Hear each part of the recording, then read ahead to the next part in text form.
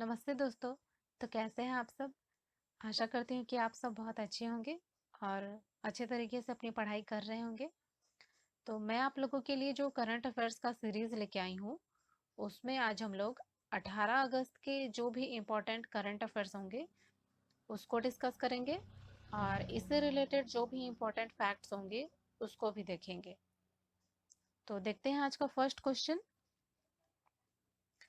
किस बैंक ने डिजिटल अपनाए अभियान शुरू किया है? तो हमारे पास है चार ऑप्शन और इसका ए आंसर सही है, पंजाब नेशनल बैंक। तो पंजाब नेशनल बैंक ने यह अभियान क्यों शुरू किया है? तो इस बैंक के प्रबंध निदेशक हैं एस मल्लिकार्जुन राव। इनके द्वारा बोला गया कि इससे हम ग्राहकों को डिजिटल बैंकिंग चैनलों का यूज करने के लिए प्रोत्साहित कर सकेंगे। दूसरी बात इन्होंने की कि इससे इस डिजिटल चैनल का उपयोग करके कोविड-19 के लिए पीएम केयर्स फंड में दान करने के लिए भी हम ग्राहकों को प्रोत्साहित कर रहे हैं। और इस अभियान में ये बोला जा रहा है कि पहले वित्तीय लेन देन पर ग्राहक जो है 5 रुपये पीएम केयर्स फंड में राशि दान करेंगे। सेकेंड क्वेश्चन है आप लोगों के सामने, एक रेस के बारे है, फॉर्मूला वन। तो formula one Spanish grand prix 2020 किसने जीता? तो हमारे पास है चार ऑप्शन और इसका सी आंसर सही है, लुइस हैमिल्टन। तो दोस्तों लुइस हैमिल्टन जो है वे मर्सिडीज के रेसर हैं और काफ़ी शानदार रेसर हैं। और ये जो रेस है formula one Spanish grand prix 2020 ये स्पेन में आयोजित की गई थी। और इसी के साथ मैक्स वर्स्टेपन जो है वे रेड बुल के रेसर हैं, दूसरे स्थान पर रहे। जबकि वाल्टेरी बोटास जो कि मर्सिडीज के ही ड्राइवर हैं, ये तीसरे स्थान पर रहे। अच्छा दोस्तों, एक क्वेश्चन है, ये बताइए लुइस हैमिल्टन किस देश के हैं?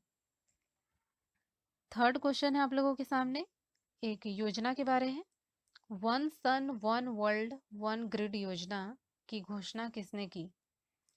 तो इसका सही आंसर है डी, हमारे पीएम नरेंद्र मोदी जी ने। तो इस योजना में बात की जा रही है सौर ऊर्जा के बारे में। और इसके तहत हमारी सरकार ये चाहती है कि इस योजना से हम लोग दुनिया भर के सौर ऊर्जा की आपूर्ति के लिए एक ट्रांसनेशनल इलेक्ट्रिसिटी ग्रिड बनाएंगे। दूसरी बात इसमें की जा रही है कि हमारा जो नवीन और नवीकरणीय ऊर्जा मंत्रालय, अच्छा दोस्तों ये बताइए इसके मिनिस्टर कौन है?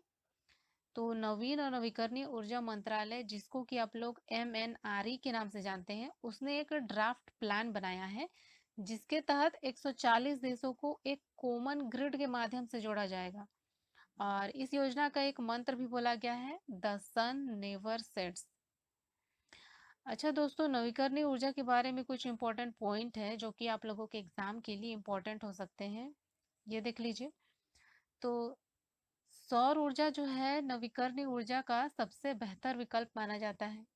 और भारत सरकार ने भी 2022 के अंत तक 175 गीगावाट नवीकरणीय ऊर्जा का लक्ष्य रखा है। और भारत का राजस्थान राज्य जो है वो सौर ऊर्जा उत्पादन में सबसे अग्रणी राज्य माना जाता है। फोर्थ क्वेश्चन है आप लोगों के सामने, किस बैंक ने शौर्य KGS कार्ड लॉन्च किया? तो इसका सही आंसर है सी, HDFC बैंक। तो HDFC बैंक ने ये कार्ड सशस्त्र बलों के जवानों के लिए लॉन्च किया है। इसमें बोला जा रहा है कि ये कार्ड सैन्य और अर्धसैनिक कर्मियों के लिए कृषि ऋण की पेशकश करेगा, कृषि पे फोकस कर रहा है। और इससे लगभग 45 लाख से अधिक भारतीय सशस्त्र बल लाभान्वित होंगे। यानी विशेष रूप से ये कार्ड कृषि कर्मियों के परिवार की कृषि जरूरतों को पूरा करने के लिए बनाया गया है।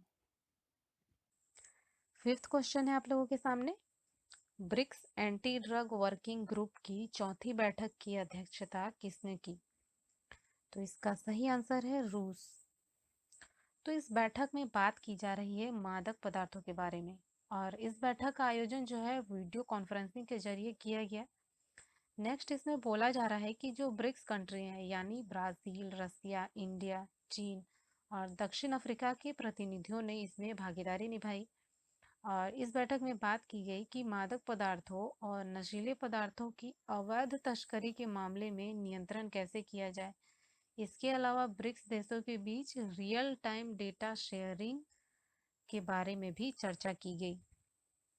सिक्स्थ क्वेश्चन है आप लोगों के सामने, किस मंत्रालय ने आयुष फॉर इम्यूनिटी अभियान शुरू किया है? तो इसका सही आंसर है सी, आयुष मंत्रालय ने। तो दोस्तों इस अभियान को एक वेबिनार के माध्यम से शुरू किया गया, जिसमें लगभग 50,000 से अधिक लोगों ने हिस्सा लिया। और इस अभियान का उद्देश्य ये रहा कि इससे हम लोगों की प्रतिरक्षा बढ़ाने और रोगों को रोकने के लिए विभिन्न आयुष समाधानों से जुड़ी जानकारी के बारे में लोगों को जागरूक कर सकेंगे।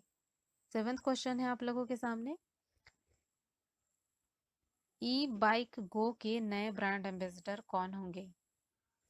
तो इसका सही आंसर है ए, हरभजन सिंह। तो दोस्तों हरभजन सिंह को आप लोग अच्छी तरह से जानते हैं, ये हमारे देश के एक अच्छे क्रिकेट प्लेयर हैं और इन्हें अमृतसर में स्थित एक ई मोबिलिटी स्टार्टअप है ई बाइक गो, इसने अपना ब्रांड एम्बेसडर बनाया है। और सरकार का भी ये उद्देश्य है कि हम लोगों को इलेक्ट्रिक मोबिलिटी अपनाने के लिए अपील करें। दोस्तों आप लोगों के लिए क्वेश्चन है, ये बताइए आईपीएल को किस देश में आयोजित करने की घोषणा की गई है? अभी कुछ ही दिन पहले हमने पढ़ा था। एट्थ क्वेश्चन है आप लोगों के सामने, किस राज्य ने येलो चेन प्लेटफॉर्म लॉन्च किया?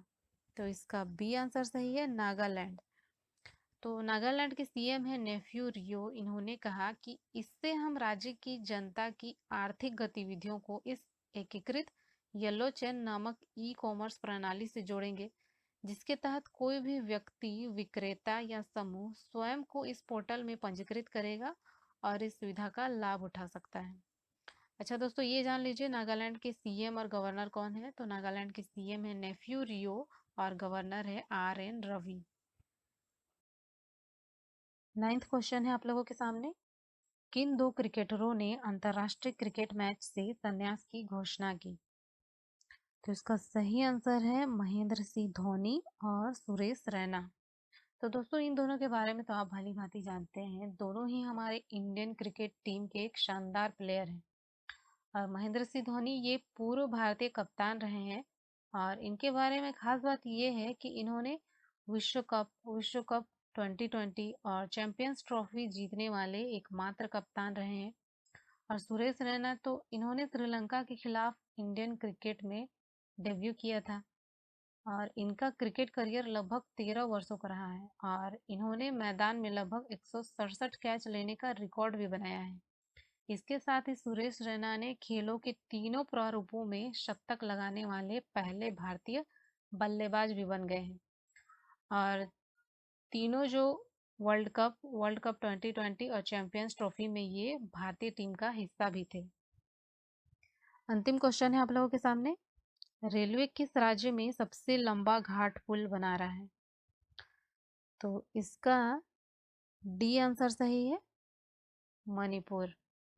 तो दोस्तों अगर रेलवे ये पुल बना लेता है तो आप लोग देखेंगे कि ये दुनिया का सबसे लंबा घाट पुल होगा और इसे इंजीनियरिंग चमत्कार भी बोला जा रहा है। और इसकी ऊंचाई होगी 141 मीटर और इसकी टोटल कॉस्ट है वो है 280 करोड़ रुपए और 2022 तक इसके पूरा होने की उम्मीद है। दूसरी बात इसमें ये है कि ये यूरोप के 139 मीटर के माला रिजेका वायडक्ट मोंटेनेग्रो के रिकॉर्ड को पार करेगा। अच्छा दोस्तों मैंने जो क्वेश्चन पूछा था उसका मैं आंसर बता रही हूँ। फर्स्ट क्वेश्चन मैंने पूछा था लुईस हैमिल्टन किस देश के हैं? तो ये हैं ग्रेट ब्रिटेन के। सेकंड क्वेश्चन मैंने पूछा था नवीन और नवीकरणीय ऊर्जा मंत्रालय के मिनिस्टर कौन है? तो ये हैं राजकुमार सिंह। और आईपीएल किस देश में आयोजित किया जाएगा? तो ये है यूएई। और लास्ट क्वेश्चन मैंने पूछा था कि हमारे रेल मंत्री कौन है? तो वे हैं पीयूष गोयल। दोस्तों अगर आप लोगों को वीडियो पसंद आया हो तो चैनल को सब्सक्राइब जरूर करें और आज के लिए इतना ही, धन्यवाद।